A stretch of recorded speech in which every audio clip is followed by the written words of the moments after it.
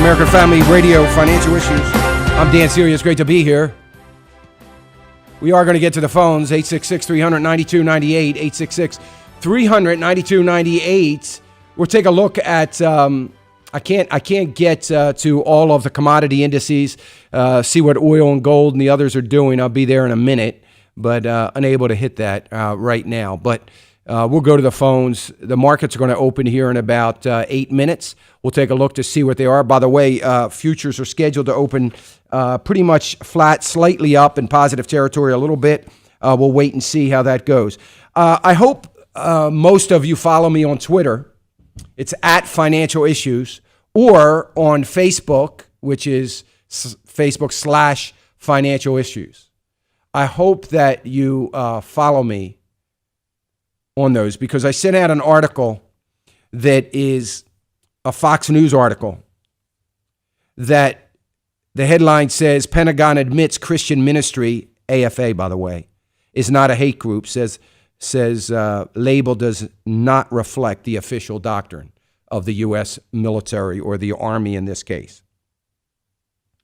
And I don't know if you've been following the story on Fox News about this, but a soldier who is a great American and patriot, I don't know who he is, and I don't want to know who he is because I'm afraid I'll slip and use his name, but pointed out, sent a video that he videoed of a presentation that was being made by the United States Army to the troops, and it referenced AFA as a hate group. Now, this is the doctrine of the United States Army and Air Force for sure, trying to make sure that God and what is conservative and right and built on biblical principles is nowhere to be found, and there's no place for it in the military. He sent that to Fox News. Fox News picked up the story. Tim Wildman our president, has been on commenting on Fox News. As a matter of fact, he is quoted here in this article. And this has to be made right. And I appreciate Todd Stearns for staying on top of this article. Todd Stearns, as you know, Fox News reporter, also, I believe he has a program on Fox News Radio, talk radio, I believe. And Todd Stearns, we air Todd's commentaries here on AFR, but he's the one that is hanging on to this story, and I appreciate Todd. I want you to make sure you read it. I'm going to talk a little bit about it later in the program, but it is just unbelievable. First of all, I listened to Tim Wildman, the president of AFA's comments on this. He defended, not that our position needs to be defended, but he defended it yesterday on Sandy Rios' program. It was an excellent defense. I see his comments here to Fox News in the article, and you'll see that when you read the article. Again, Financial Issues is the Facebook page, and at Financial Issues is the Twitter page. Follow me there, and you can check out the article, the Fox News article, or go to foxnews.com. But it makes me proud to be a part of the organization that is firmly standing on our principles and values. We could use a few of them in Washington. Let me go to Dwight in Illinois. Hey, Dwight. Hey, Dan. How are you? I'm doing okay, brother. Good. I love your program. Thank you. I got a question. Sure. Since this government's been down, is the lights been on in the White House? Oh, yeah. Electricity's been on there, huh? Yep, it's been on. Okay. One other thing. Man, I'd love to see you run for president. You got all the answers. You know all the problems. I just wish you'd throw your hat in the ring and get going. Wow. Yeah. Well, that's I take that as a compliment. I sure appreciate that, Dwight. But we certainly need someone in the White House. It's not going to be me, by the way. But I'm just not. Here's the thing. I get asked every year about running for national office. Not every year, but I did again this year. It's in the state of Pennsylvania. It's just not going to happen. One reason is I believe I'm right where God wants me to be, And that's number one. God would literally have to come down and grab me by the throat to carry me into some sort of public office. But here's the thing. I get to speak to millions of people every single morning for 2 hours. I would never have that opportunity if I were in any kind of official capacity. And I want the opportunity to continue to educate the people, the voting people of America, whether it be educating them on the economy or educating them on what is truly right and wrong, and to stand firm upon our principles. So as long as God gives me this platform, then I'm going to continue to do that. But Dwight, you made my day. Thank you for saying that. I sure appreciate you, brother. And yes, all the lights are on in the White House. Nobody's affected by this. And by the way, it looks like the White House is not going to have to worry about being subject to Obamacare or their staff or Congress. Doesn't look like that's even getting a second look here on anything. Thank you, Dwight. I sure appreciate you, brother. Let me get to Chase. Chase calling us from Texas. Hey, Chase. How's it going? I'm good. First off, Dan, I'm a partner. I just want to say thanks for all that you do, brother. You shine a light on the dark place that is Washington, and we love you for it. Thank you so much. I do have a couple of questions. My fiance and I are both 23 years old. I'm an engineer. She's a public school teacher here in Texas. And they're required to contribute to the TRS, the Teacher Retirement System of Texas, but she also has opportunity to contribute to a 403B plan. Mm-hmm. I do know that they don't do any employee match on that, but I don't have a lot of knowledge pertaining to 403B plans. And my first question was whether or not you thought we should pursue that or just go ahead and get her own IRA account opened up so we can kind of manage it ourselves. Yeah, that's a great question, Chase. So a 403B is basically, well, it's exactly the same thing as a 401k or an IRA. The same rules apply. Nothing's different there.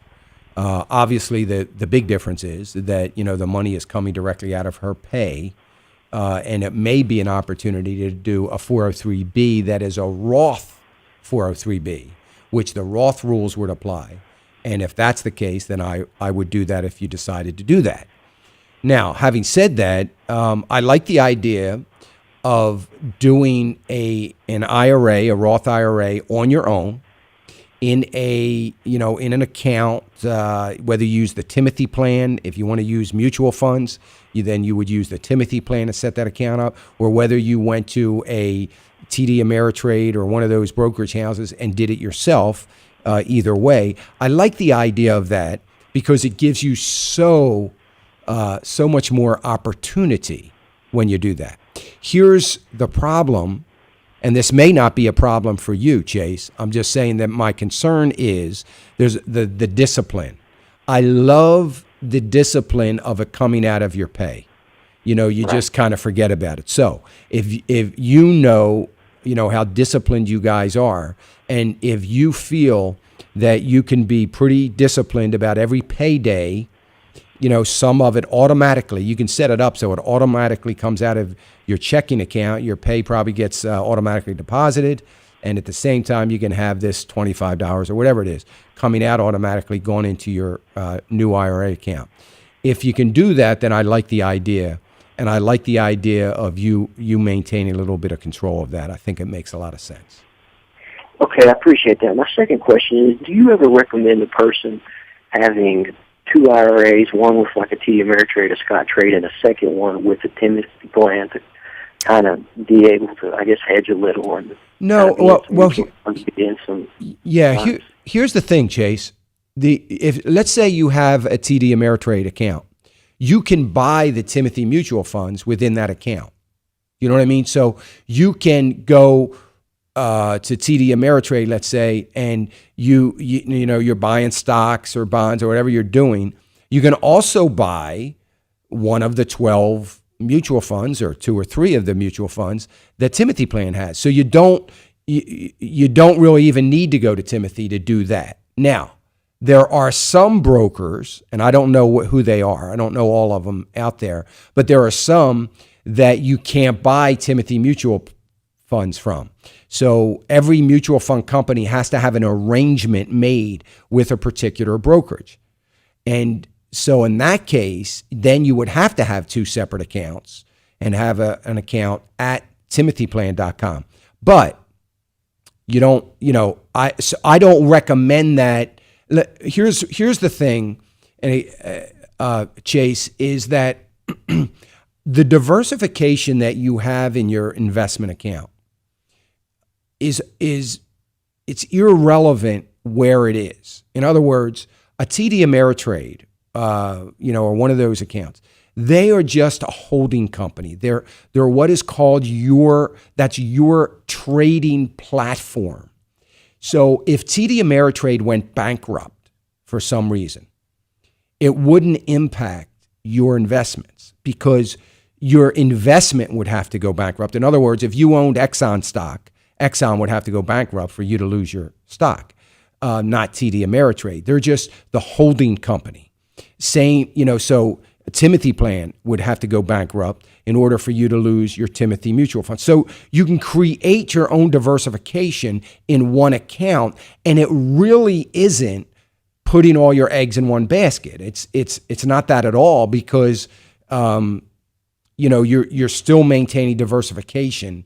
That account. Now, if you owned a TD Ameritrade mutual fund, which I wouldn't recommend, of course, but if TD Ameritrade went bankrupt, then of course, you would lose money. But you're not going to do that. You're going to own different stocks and other maybe a Timothy mutual fund. So no, I don't recommend that, but just because it's not necessary, that doesn't really serve any purpose. It's just another statement you're going to get every month that, why not get a statement where everything's in one place?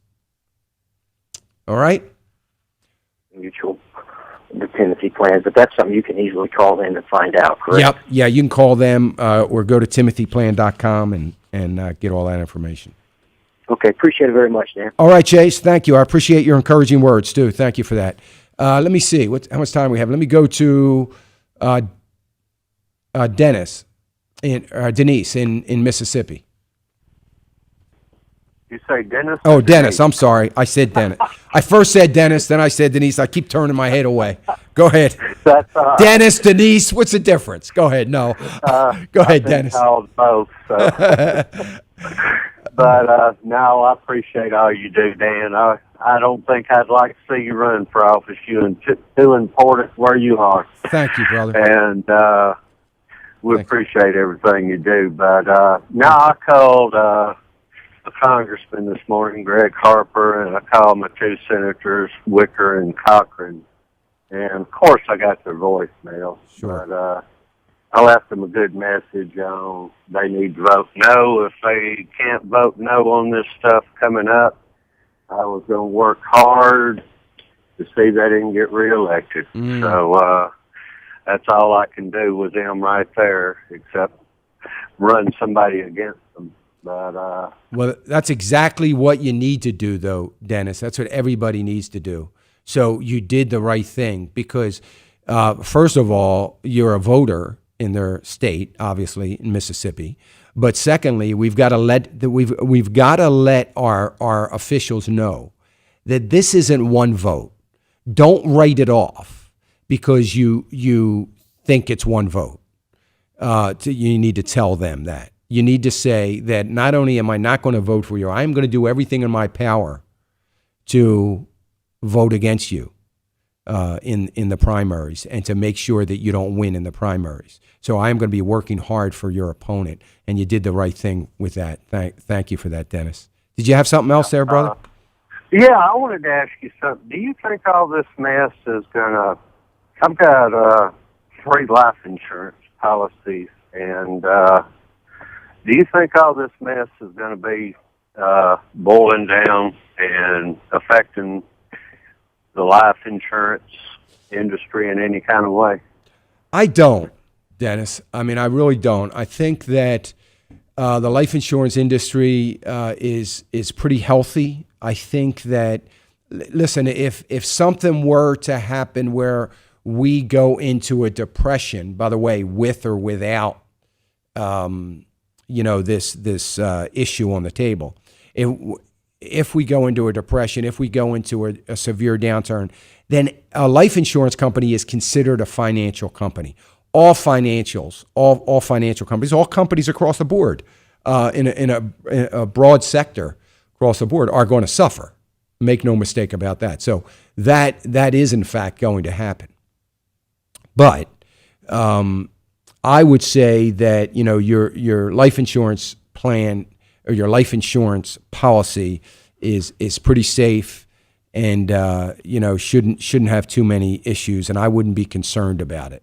So I would continue along that path and to maintain that policy. All right. Let me ask you one other thing, if you don't mind. Sure.